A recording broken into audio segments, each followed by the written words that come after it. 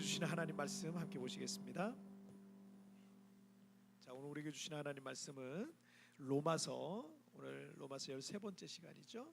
자, 로마서 5장 6절부터 11절까지의 말씀.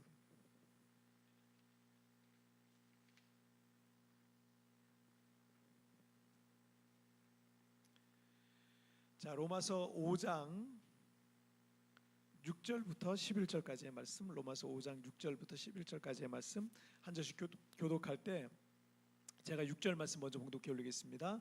우리가 아직 연약할 때 기약대로 그리스도께서 경건하지 않은 자를 위하여 죽으셨도다. 위하여 죽는 자가 쉽지 않고 선인을 위하여 용감히 죽는 자가 혹 있거니와. 우리가 아직 죄인 되었을 때 그리스도께서 우리를 위하여 죽으심으로 하나님께서 우리에게 대한 자기의 사랑을 확증하셨느니라. 그러면 이제 우리가 그의 피로 말미암아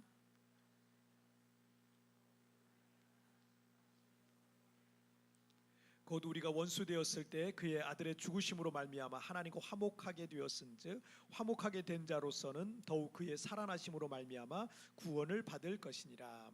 그뿐 아니라 이제 우리로 화목하게 하신 우리 주 예수 그리스도로 말미암아 하나님 안에서 또한 즐거워하느니라. 아멘. 자, 오늘 말씀 제목 함께 읽겠습니다. 시작. 예수 믿고 무엇이 변했나. 다시 한번 시작. 예수 믿고 무엇이 변했나. 그 지난 주간에 그 뉴스를 보니까 그 카이스트 학부모 갑질 사건이 크게 이제 이슈가 지금 계속되고 있더라고요. 여러 차례 또 뉴스가 나오는데 2019년에 한 유치원 선생님을 상대로 어떤 학부모가 자기 아이 문제 때문에 이제 선생님한테 전화를 해가지고 뭐 이런 얘기를 했더라고요. 당신 어디까지 배웠어요? 지금 내가 카이스트 경영대학을 나와가지고 MBA까지 우리가 그렇게 했는데 카이스트 나온 학부모들이 문제 아니냐고 뭐 이렇게 말하면서 선생님을 추궁하고 이제 갑질을 했던 그런 사건입니다. 근데 뭐 알고 보니까 뭐 지금 뭐 네티즌들이 뭐 다 찾고 뭐 그래가지고 뭐 알고 보니까 뭐 거길 나온 것도 아니고 그냥 뭐 돈을 주면 다 들어갈 수 있는 그런 대학원에 그것도 이제 대전 카이스트하고는 전혀 관계 없는 서울에 있는 그쪽에 이제 하다가 1년 하다가 이제 그만 중퇴한 뭐 이런 내용인데 뭐 이런 식으로 막 그 굉장히 모욕을 준 거예요, 선생님을. 이 사실이 알려지면서 그 학부모를 향한 비난이 이제 막 쇄도하니까 그 학부모라는 사람이 왜 4년 전 일을 끄집어내서 이렇게 사람을 곤란하게 만드냐. 요즘 뭐 선생님들 문제가 많으니까 아마 이런 누가 이제 어떤 유치원 선생님 이런 일도 있었다라고 이제 제보를 했던 것 같습니다. 그러면서 왜 이렇게 사람을 곤란하게 만드냐면서 그 선생님한테 과거에 4년 전에 있었던 일을 사죄할 생각은 안 하고 도리어 법적으로 고소할 거라며 막 따져묻는 그런 내용이 있었어요. 그리고 그 선생님에게 이렇게 말을 하더라고요. 도대체 누가 피해자이고 누가 가해자냐.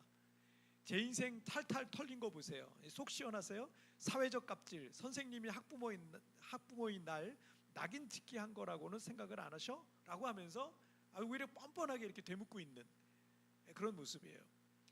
제가 이걸 보면서 이 뉴스를 보면서 4년 전 이 사람이 좀 젊었을 거 아니에요. 그때는 뭐 30대였을 거 아니에요. 조금이라도 젊었을 때 한 말의 실수라 하더라도 지금 이제 40대가 됐는데 4년이 지났는데 이 사람은 전혀 변하지 않았어요. 그리고 변할 생각도 없어요. 흔히들 사람은 안 변한다, 사람은 고쳐 쓰는 게 아니다 라는 그런 말을 하는데 제가 사람을 변화시키는 사명을 가지고 있는 그게 제 사명이에요. 그게 아니라면 전 여기 있을 이유가 없는 거예요. 그런데 그게 사명인 목사로서도 사실은 그런 말들에 어느 정도는 공감을 하고 있어요. 쉽지 않다. 목회자로서 사역하면 할수록 사람이 변화되는 게 정말 이게 쉽지 않은 일이구나, 정말 어려운 일이구나 라는 거를 사실 뼛속 깊이 느끼면서 사역을 하고 있어요. 사람이 변화되지 않는다라는 게 아니라 변화돼, 정말 쉽게 변하는 게 아니다 라는 거를 이제 느끼는 거죠. 그럴지라도 사실은 우리는 계속 이 길을 가야 됩니다. 저는 또 이 길을 계속 가야 되는 거예요. 왜냐하면 결국 사람을 변화시키는 거는 어떤 뛰어난 목사가 하는 게 아니라 성령 하나님께서 결국 하시는 거더라고요. 제가 하는 게 아니더라고요. 목사가 설교 잘한다고 해서 사람 변화되는 거 아니더라고요. 결국 성령 하나님께서 각 사람을 만나주시고 그 사람 가운데에 하나님의 변화가 임할 때가 있어요. 여러분, 우리가 교회를 다닌다고 예수님을 마음에 영접한다고 해서 급격한 변화가 있진 않습니다. 뭐 그런 경우도 간혹 있지만, 지난주에 말씀드린 바울 사도 같은 경우에 급격한 변화가 있었죠. 근데 그런 경우는 많지는 않아요. 어떤 사람은 좀 더 그렇게 급격하고 좀 더 빠른 변화가 있는가 하면, 어떤 사람들은 참 더디게 저 사람을 내가 5년을 봤는데, 저 사람을 내가 7년을 봤는데, 저분을 내가 10년을 봤는데 어떻게 이렇게 변화가 더디냐 라는 생각이 드는 경우도 있어요. 로마서 7장 18절 말씀에서 사도 바울이 내 속 곧 내 육신에 선한 것이 거하지 아니하는 줄을 아노니 원함은 내게 있으나 선을 행하는 것은 없노라 라고 했어요. 바울 사도가 이건 사역을 한참 하고 예수님을 믿고 한참 지나고 사역을 한참 한 뒤에 로마서를 기록했는데, 그 로마서를 기록할 때 이런 말씀을 한 거예요. 자신의 속에 선한 것이 거하지 아니한다는 거예요. 선을 하는 마음은 있지만 선을 행하지 못하고 있는 자신의 그런 모습을 자꾸 발견하게 되는 거예요. 바울인데, 사도 바울인데도요. 그리고 로마서 7장 22절 23절에서 이렇게 말합니다. 내 속사람으로 하나님의 법을 즐거워하되 내 지체 속에서 한 다른 법이 내 마음의 법과 싸워서 내 지체 속에 있는 죄의 법으로 나를 사로잡는 것을 보는도다. 이 바울 사도조차도 자신 안에 두 가지 마음이 늘 싸운다고 고백하고 있어요. 하나는 육체 속에 있는 죄의 법이고, 다른 하나는 예수님을 믿으면서 내 안에 들어온 거룩한 양심인 성령의 법과 늘 자신 안에 있는 육체의 법이 싸우고 있다는 거예요. 비록 우리 그리스도인들이 여전히 육신의 법과 성령의 법 사이에서 갈등하고 또 넘어지기도 하고 실패하기도 하고 삶의 변화가 더딘 것 같고 예수 믿는데 변화된 게 별로 없는 것 같은 그런 자신을 발견할 때마다 낙심이 되기도 하지만, 그러나 사도 바울이 경험했던 것처럼 여러분 안에 영적 갈등이 있다는 것, 그런 영적 갈등이 있다는 것 자체가 여러분 우리가 하나님의 사람이라는 증거예요. 우리가 믿음의 사람이라는 증거고, 우리가 성령의 사람이라는 증거고, 예수님을 영접한 사람이라는 하나의 증거입니다. 여러분, 그런 갈등조차도 없다면 심각하게 병들어 있는 거고요. 갈등이 있다면 좋은 거예요. 예수 믿고 우리의 삶에 어떤 변화가 있는지 여러분 지난주에 이어서 오늘도 한번 좀 살펴보려고 합니다. 자, 첫 번째 주제 한번 볼까요? 읽겠습니다. 시작. 연약한 죄인입니다. 다시 한번 시작. 연약한 죄인입니다. 사도 바울은 로마서 5장을 통해서 믿음으로 의롭다함을 받았다라고 하는 이 신칭이, 이 신, 믿을 신자에 써 있자예요. 그래서 이 신칭이 믿음으로써 의롭다함을 얻었다 라고 하는 이 이신칭의 교리를 통해서 이 믿음을 갖고 살아가는 성도들의 삶에 어떤 하나님의 축복들이 있는지를 계속 설명하고 있어요. 자, 6절 말씀을 볼게요. 시작. 우리가 아직 연약할 때 기약대로 그리스도께서 경건하지 않은 자를 위하여 죽으셨도다. 자, 우리가 믿음으로 의롭다함을 받는 것은 우리의 죄를 위해서 대신 십자가에서 벌을 받으시고 죽으신 그 예수님을 믿는 믿음으로 우리가 의롭다함을 받는 거예요. 다른 게 아닙니다. 내가 의로워서도 아니고 내가 선을 행해서도 아니고 그냥 예수님이 날 위해서 희생하신 그 사실 하나를 믿는 믿음 때문에 의롭다 인정받는 거예요. 자, 그런데 여기서 연약할 때라는 말은요, 믿음이 약한 때를 가리키는 게 아니에요. 하나님을 알지 못하던 시점을 얘기합니다. 원어적인 의미는 하나님을 알지 못하던 그 시점을 말하고 있는데, 여러분 우리가 하나님을 알지 못한다면 하나님의 뜻을 모르겠죠. 그죠? 그 하나님을 모르는데 어떻게 하나님의 뜻을 알아요? 죄라는 말의 이 성경 원어적인 뜻은 관역을 벗어나다는 뜻이에요. 죄라는 말은 관역을 벗어나다, 즉 하나님의 뜻에서 벗어난 것, 그게 바로 성경에서 말하는 죄입니다. 그래서 하나님을 알지 못하는 사람은 하나님을 알지 못하니까 하나님의 뜻에서 벗어날 수밖에 없는 거예요. 그래서 그들은 지금 심각한 죄에 빠져 사는데도 그것이 죄인 줄도 몰라요. 여러분, 내 생각이 아니라 하나님의 뜻에서 벗어나면 그게 죄라고 성경에서 말하고 있는데, 그런데 지금 여러분 그게 죄예요. 그런데 하나님의 뜻에서 벗어났기 때문에 죄가 죄인 줄도 모르고 그리고 살아가고 있는 거예요. 우리가 하나님을 알지 못하던 때가 바로 그런 상황입니다. 자, 그리고 여러분이 누군가를 알지 못한다는 것은 그 사람하고 아무 관계가 없다는 얘기예요. 그 사람을 알지 못한다, 관계없는 거예요. 그런데 여러분이 그 전혀 알지 못하는 사람을 대신해서 희생할 사람이 누가 있어요? 하지만 우리가 하나님의 뜻에서 벗어나서 범죄하고 있었고 하나님과 아무 관계가 없는 죄인이었음에도 불구하고 오늘 말씀은 그거예요. 그리스도께서 경건하지 않은 이 아무 상관도 없었던 아무 관계도 없었던 나를 위해서 대신 죽으셨다, 대신 희생하셨다라는 겁니다.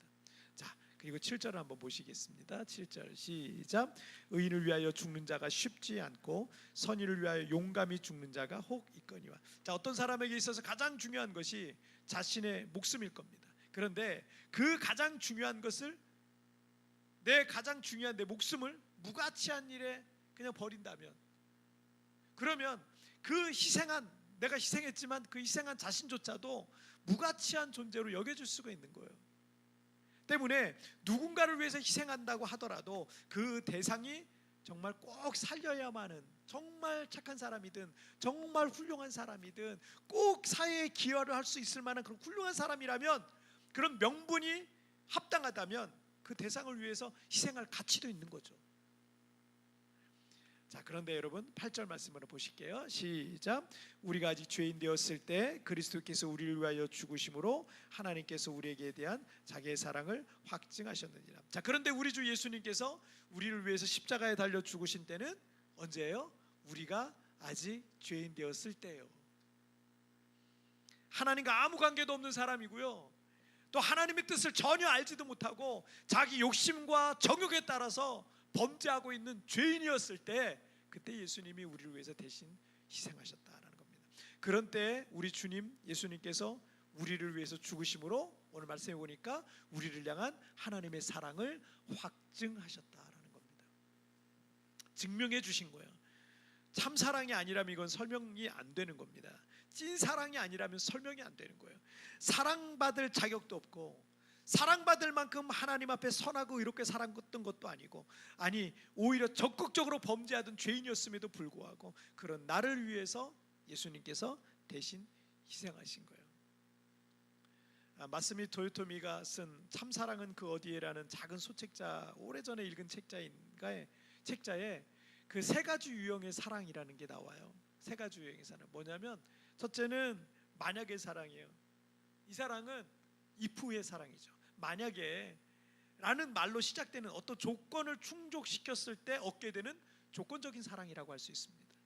만약 당신이 성공해서 유명한 사람이 되면, 만약 당신이 능력이 있는 사람이 되면, 나를 향한 마음이 변하지 않으면, 만약 당신이 뭐 하면 그 사랑이 이루어지지만 그렇지 않았을 경우에는 이 사랑은 이루어질 수 없는 것입니다. 자, 두 번째 말하는 사랑은 때문의 사랑이에요. because 사랑. 이 사랑은 상대방의 외모 때문에, 됨됨이 때문에, 능력 때문에, 그에게 사랑받을 만한 무엇이 있기 때문에 사랑한다는 것은요, 어쩌면 대부분의 사람들이 사랑이라고 생각하고 있는 그런 유형의 사랑이라고 할 수 있습니다. 하지만 그에게 이 조건이 사라지면 어떻게 돼요? 때문의 사랑은, 조건적인 사랑은요, 그 조건이 사라지면 사랑도 없어지는 거예요. 자, 셋째, 그럼에도 불구하고의 사랑, in spite of죠. 이 사랑은 상대방에서 어떤 조건을 달지 않습니다. 이 사랑은 상대방의 외모나 됨됨이나 능력이 관계없어요. 상대방의 조건이 어떠하든, 능력이 어떠하든, 외모가 어떻든, 사랑받을 만한 어떤 자격이 없어도 그럼에도 불구하고 사랑하는 무조건적인 사랑이다라는 거죠. 위에 첫 번째, 두 번째는 인간적인 사랑이라고 한다면, 세 번째는 아가페 사랑, 하나님의 사랑이라고 할 수 있습니다. 그래서 오늘 본문 6절에서 우리가 아직 연약할 때, 그리고 8절에서는 우리가 아직 죄인 되었을 때, 그리고 10절에서는 우리가 아직 원수 되었을 때라고 이렇게 말씀하고 있는데, 이 세 가지 표현 보세요. 아까 우리가 아직 연약할 때는 하나님을 알지 못하던 상태잖아요. 그런데 죄인 되었을 때는요, 한 걸음 더 나가가지고 우리가 죄 속에 빠져 있는 상태를 말하는 거예요. 죄에 대해서 적극적으로 나가고 있는 거예요. 그 다음에 그 다음에 원수 됐을 때는요, 하나님을 대적하고 하나님과 그냥 원수가 될 만큼 그런 못된 짓을 더하는 적극적인 죄인의 상태의 모습을 말하고 있는 겁니다. 그런데 뭐예요? 오늘 로마서에서 말씀하는 건 그럼에도 불구하고 하나님께서 나를 선택하셨다는 거예요. 나를 위해서 희생하셨다는 거예요. 나를 그렇게 사랑하신다는 거예요. 그럼에도 불구하고, 여러분, 그럼에도 불구하고 사랑해보려고 한번 해보셨죠? 가정에서도 그렇고 또 교회에서도 그렇고 쉽지 않아요.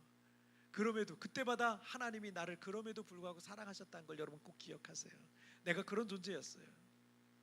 우리가 예수님을 믿고 나서 나를 돌아보면 그리 급격한 어떤 변화가 많이 보이지 않을 수도 있습니다. 여전히 실수도 많고 또 끊어야 되는 죄와 여전히 나는 지금 씨름하고 있고 그게 아직 안 끊겼어요.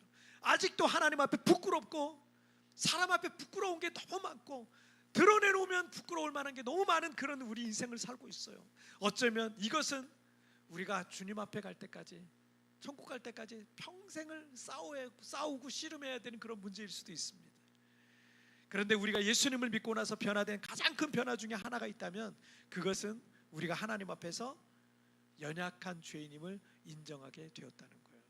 하나님, 나는 연약합니다. 주여, 나는 연약한 죄인입니다. 주님, 나는 주님이 필요합니다. 나에게는 소망이 없습니다. 나를 불쌍히 여겨 주옵소서. 나의 죄를 용서해 주옵소서. 나를 구원하여 주옵소서. 나를 씻어 주옵소서. 나에게 다시 한번 기회를 주옵소서. 나를 붙들어 주옵소서. 그렇게 고백하게 된다는 거예요. 우리는 연약한 죄인이기에 이렇게 하나님 앞에 가난한 심령으로 주님을 자꾸 부르고 있습니다.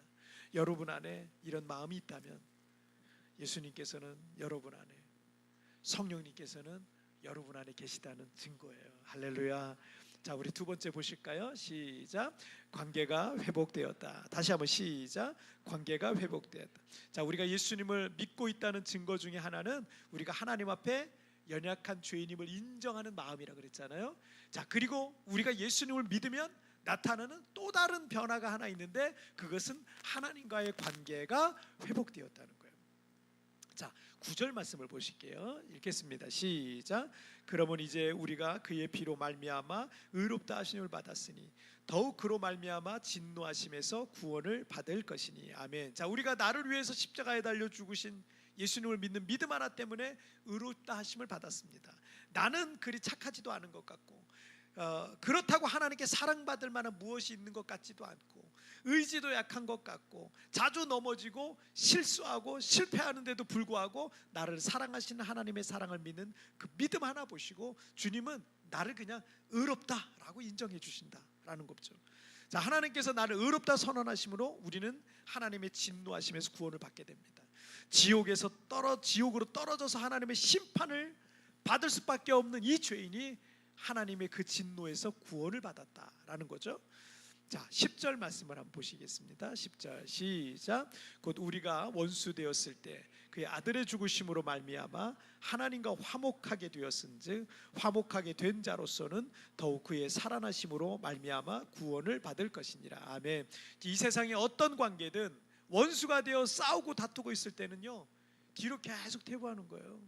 누구든, 여러분, 사람과의 어떤 관계든 누군가가 다투고 있을 때는 계속 뒤로 퇴보하면 퇴보했지 절대로 성장하고 발전할 수가 없어요. 2022년 작년 2월 러시아의 우크라이나 침공으로 시작된 전쟁은 1년 6개월 동안 세계 경제를 흔들고 있습니다. 러시아는 세계 최대 천연가스를 생산해내고 수출하는 나라예요. 그리고 이 최대 곡물 수출국 중에 하나가 또 우크라이나입니다. 그런데 이 세계 여러 나라들이 이 두 나라가 싸우고 있지만 이 두 나라 때문에요, 지금 그 어떤 가스 문제라든지 또 곡물 문제라든지 이게 다 엉켜버렸어요. 전 세계가 다 연결돼 있어요. 여러분, 우리가 3년 동안 코로나 기간에 배웠잖아요. 세계는 다 연결돼 있는 거예요. 나 하나만 잘 된다고? 여러분, 그런 거 없어요. 다 연결돼 있어요. 내가 아프면 이 사람도 아프게 돼 있는 거예요. 내가 문제가 생기면 이 사람에게도 문제가 생기고, 러시아 우크라이나 전쟁이 있으니까 전 세계가 지금 1년 6개월 동안 얼마나 어렵습니까? 기름값이 2배가 넘게 뛰어서 지금 다 고생하고 있잖아요. 기름값이 뛰니까 인건, 그 다음에 인플레이션이 막 발생하잖아요. 나라에서 돈을 계속 풀고, 나라에서 돈을 계속 푸니까 인건비가 계속 올라가는 거예요. 계속 인건비는 올라가고, 그리고 물가가 계속 상승하고 이게 다 연결돼 있어요. 다 연결돼 있어요. 그래서 지금 우리가 1년 반 동안 세계 경제가 지금 휘청휘청하고 있습니다. 다 어렵습니다. 함께 지금 다 고통받고 있어요. 그게 아니었다면 지금 이 평화 시대, 우리가 약 2차 세계대전 이후에 굉장히 오랫동안 평화 시대를 우리가 지금 맞았었는데 21세기 들어서 이런 큰 전쟁 때문에 지금 큰 어려움을 겪고 있는 거죠. 사랑해서 결혼하여 한 가정을 이룬 부부도 여러분 매일 다투고 원수가 되어 살아가잖아요. 가정의 평화 깨지고 기쁨도 사라지고 사랑도 메마르고 안정도 없고 슬픔과 분노, 눈물과 다툼만 있는데 그런 가정에서 무슨 좋은 열매들이 맺히고 어떻게 그 가정이 계속해서 앞으로 나아가고 성장해 나갈 수가 있겠습니까? 없어요. 싸우느라. 여러분이 누군가 원수가 되어서 지내면 성장하고 발전하고 꿈을 이뤄갈 그 시간과 에너지를 엉뚱한 곳에 계속 쏟고 있는 자신을 발견하게 될 겁니다. 여러분 너무 아깝지 않아요? 여러분의 시간과 여러분의 인생을, 우리의 인생을, 우리의 시간을, 우리의 열정을, 우리의 에너지를 그 사람과 그런 아무 생산적이지도 않은 그런 일에 계속 허비하고 산다면 이게 얼마나 아까운 거예요. 내 인생이 너무나 아까운 거예요. 그 시간과 에너지와 나의 귀한 인생, 여러분을 위해서 써야 되지 않겠어요? 로마서 12장 18절에서 할 수 있거든은 너희로서는 모든 사람으로 더불어 화목하라 라고 말씀하셨어요. 왜냐하면 그것이 결국 나와 나의 가정 그리고 우리와 우리 공동체의 평안과 기쁨과 안정 속에 우리를 성장하게, 함께 성장하게 만들기 때문입니다. 하지만 이 화목이 깨지는 순간 그때부터 우리는 다퉈요. 분노해요. 상대를 공격하는 곳에 나의 에너지와 시간과 나의 귀한 인생을 그때부터 허비하고 있어요. 그런데 그런 데 쓸 에너지와 시간이 있다면 그 에너지와 시간을 여러분의 인생을 더 풍요롭게 만드는 데 사용하시길 바랍니다. 그리고 그러기 위해서는 모든 사람과 더불어 화목하는 게 중요해요. 웬만하면 화도 내지 마세요. 웬만하면 짜증도 내지 마세요. 왜냐하면 그 시간에 여러분의 인생을 그렇게 쓰면 얼마나 아까워요. 그냥 바보처럼 그냥 해 하고 웃으세요. 예? 그냥 넘어가세요. 웬만하면 넘어가세요. 엄청나게 중요한 게 아니면 그냥 넘어가세요. 그럴 줄도 알아야 돼요. 그래야 내 귀한 이 인생과 이 열정과 이 시간을 더 좋은 데 쓸 수 있는 거예요. 아니면 엉뚱한 데 계속 쓰고 있잖아요. 자, 그런데 우리 안에 있는 이 모든 재앙의 시작, 이 재앙의 시작은 결국 하나님과의 관계가 깨지고 화목이 깨지는 시간 때부터 시작이 된 거예요. 아담과 하와가 하나님께로부터 선물로 받은 에덴의 낙원에서 살 때 그들은 하나님의 복을 누리며 행복하게 살았단 말이에요. 하지만 그들이 범죄한 이후에 하나님과의 관계가 깨졌죠. 그리고 아담과 하와 사이에도 서로 원망하고 탓하고 막 관계가 깨져요. 부부간의 관계가 깨져요. 그리고 고통이 시작됐고 그 낙원에서 쫓겨났고 영원히 살 수 있었던 그들에게 죽음이라는 것이 오게 되었어요. 죄라는 것은 하나님과의 관계를 깨뜨리고요, 우리가 하나님 안에서 누리던 모든 축복을 다 뺏고 있는 거예요. 그래서 지금 여러분과 하나님과의 관계가 제일 중요합니다. 이게 깨지면 안 됩니다. 이 관계가 멀어지면 안 됩니다. 서먹해지면 안 됩니다. 그러면 뭐가 들어와요? 그 안에 들어온 죄가 들어와요. 그리고 그로 인해서 우리 안에 어떤 재앙과 같은 일들이 자꾸 시작이 된단 말이에요. 부부 사이에도 죄가 끼면 관계가 깨지죠. 그죠? 그 안에서 누리던 모든 행복도 다 망가집니다. 둘 사이에 얼마든지 이 시간을 행복하게 살 수 있는데, 근데 이 둘 사이를 깨는 게 있어요. 그게 죄입니다. 친구와의 관계도 서로 간에 지켜줘야 될 거 지켜주지 못하면 어떻게 돼요? 아무리 좋은 친구라도 그 죄가 끼면 그 관계는요, 다툼과 원망과 미움과 분열과 미움과 상처만 남게 되는 거예요. 여러분이 지금 누리고 있는 그 행복을 뺏어버리는 것은 언제나 죄라는 괴물임을 잊지 마십시오. 하나님과 멀어져 있는 것 같습니까? 여러분 경계하세요. 조심하세요. 여러분 안에 잘못된 게 지금 들어가고 있는 거예요. 자, 그런데 우리와 하나님과의 원수된 관계를 다시 화목하게 하신 분이 우리 주님 예수님이라는 거예요. 예수님께서 우리의 죄를 십자가에서 해결하시고 나와 하나님과의 관계를 화목하게 하셨다라는 게 로마서 말씀입니다. 자, 11절 말씀을 한번 보실까요? 시작. 그뿐 아니라 이제 우리로 화목하게 하신 우리 주 예수 그리스도로 말미암아 하나님 안에서 또한 즐거워하느니라. 자, 하나님과의 관계가 회복되어서 우리로 하나님과 화목하게 하셨는데 그들에게 어떤 복이 임합니까? 하나님 안에서 또한 즐거워하느니라. 자, 이게 복인 거예요. 비로소 우리 안에 잃어버렸던 기쁨과 즐거움이 회복돼요. 여러분, 우리 안에 기쁨과 즐거움과 평안이 없는 이유는 하나님과의 관계가 멀어졌기 때문에 그래요. 깨졌기 때문에 그래요. 서먹해졌기 때문에요. 그런데 하나님과의 관계가 회복되면 우리 안에 기쁨과 즐거움과 평안과 하늘의 복은요 다시 돌아오기 시작합니다. 여러분, 이 말이 맞아요. 여러분, 하나님과 굉장히 좋은 관계를 유지해 보세요. 다른 사람과의 관계도 좋아진다니까요. 희한해요. 이게 다 연결이 되어 있습니다. 여기가 근원이에요. 근원. 하나님과의 관계가 회복되면 우리 안에 있는 기쁨과 즐거움과 평안과 하늘의 복이 막 우리에게 돌아오기 시작합니다. 늘 헤헤거리면서 웃고 다녀요. 행복해서. 개인과 개인의 관계도, 부부의 관계도, 부모와 자녀의 관계도 그 시작은 하나님과의 관계가 회복될 때 다 회복이 됩니다. 그럴 힘이 생겨요. 그럴 능력이 생겨요. 그런데 이게 하나님과의 관계가 서먹해지고 멀어지고 깨지고 여러분, 다른 사람과의 관계가 삐그덕거리기 시작할 거예요. 여러분 많이 경험하셨을 거예요. 한번 잠잠히 생각해 보세요. 거기가 시작이었어요. 아담과 하와 행복했습니다. 그런데 하나님과의 관계가 깨지면서부터 모든 재앙과 같은 일들이 시작이 됐어요. 어떤 철학자가, 동양의 철학자가 이런 말을 했어요. 세상이 평화롭기 위해서는 국가의 평화가 있어야 되고, 국가가 평화롭기 위해서는 도시의 평화가 있어야 되고, 도시의 평화가 있어야 되기 위해서는 이웃 간의 평화가 있어야 되고, 이웃 간의 평화가 있기 위해서는 가정의 평화가 있어야 되고, 가정의 평화가 있기 위해서는 마음의 평화가 있어야 된다. 그 마음에서부터 세계 평화까지 가는 거예요. 푸틴이란 사람이 마음속에 평화가 있었다면 지금 세계가 이렇게 혼란스럽진 않았겠죠.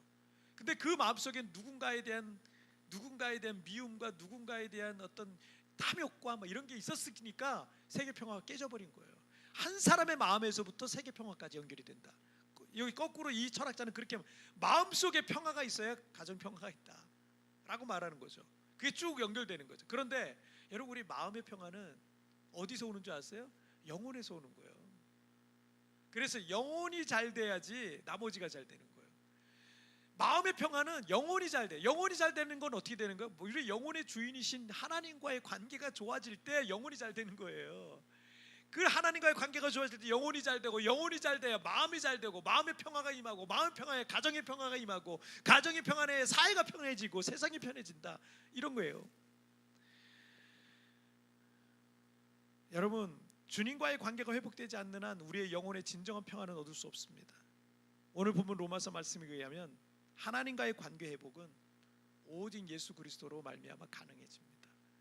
여러분, 예수님을 더 사랑하시길 바랍니다. 정말 이전보다 더 주님을 사랑하시길 바랍니다. 그럼 지금 엉켜있고 묶여있고 복잡한 관계들 있죠? 그런 문제들 있죠? 해결되기 시작할 거예요. 하나님과의 관계를 여러분 먼저 해결하시길 바랍니다. 여러분, 이번 한 주간 주님과 화목한 삶을, 그리고 여러분의 인생이 주님과 늘 화목한 삶을 살아가시기를 주님의 이름으로 축복합니다. 자, 오늘 말씀 정리해 볼게요. 오늘 두 가지 말씀 나눴어요. 시작. 연약한 죄인입니다. 관계가 회복되었다. 다시 한번 시작. 연약한 죄인입니다. 관계가 회복되었다. 여러분, 우리가 예수 믿고 변화된 게 있다면 우리는 여전히 연약한 죄인이란 거예요. 그걸 이제 알게 된 거예요. 어떤 사람은 제가 전도하다 보면은 저 사람 자기 자신이 얼마나 잘났다고 생각하는지, 그거 아무것도 아닌데, 세상에 조금 성공했다고, 돈 좀 있다고 사람 무시하고, 나는 뭐 하나님 필요 없어, 이런 사람 있어요. 그런 사람 보면 웃겨요. 아주 웃겨요. 저거 아무것도 아닌데 어느 날 갑자기 여러분 큰 중병이라도 걸려봐요. 그거 아무것도 아닙니다. 어느 날 내가 많은 재산을 갖고 있는데 한순간에 그 재산이 날아가기도 해요. 날개 돋친 듯이 날아가기도 해요. 웃긴 거죠. 그러니까 하나님 앞에 잘난 거 아무것도 없습니다. 여러분, 그리고 우리가 주님과의 관계 속에 들어오면 우리가 연약한 죄인이라는 사실을 인정하고 그 하나님을 늘 찾고 구하는 거예요. 여러분, 목사가 왜 늘 기도하겠어요? 그거 내가 연약한 죄인이라는 걸 누구보다도 아니까. 바울 사도가 그랬잖아요. 자기는 죄인 중에 괴수라고. 자기가 그렇게 연약한 죄인이라는 사실을 아니까 하나님 앞에 엎드릴 수밖에 없는 거예요. 여러분, 엎드려야, 기도해야, 기도의 무릎으로 가야 우리가 하나님을 구하고 찾지. 여러분 생각해 보세요. 기도하지 않는데 언제 하나님 찾아요? 기도하지 않으면서 무슨 하나님을 찾아요? 안 찾지. 여러분, 기도하지 않는데 하나님과 관계가 좋다고 하는 사람 저 한 사람도 못 봤어요. 자기가 연약한 죄인이라는 사실을 인정하는 사람은 하나님 앞에 엎드리고 하나님의 은혜를 구하고 하나님의 도움을 구할 수밖에 없는 겁니다. 여러분, 우리가 연약한 죄인입니다. 그리고 이제 예수님 때문에 우리가 관계가 회복되고 우리 실수가 많고 죄가 많고 많이 넘어지지만, 그러나 주님께서 우리를 사랑하셔서 예수님을 보내주시고 그 주님으로 인해서 우리가 새로워졌다는 사실을 여러분 기억하면서, 여러분 늘 하나님과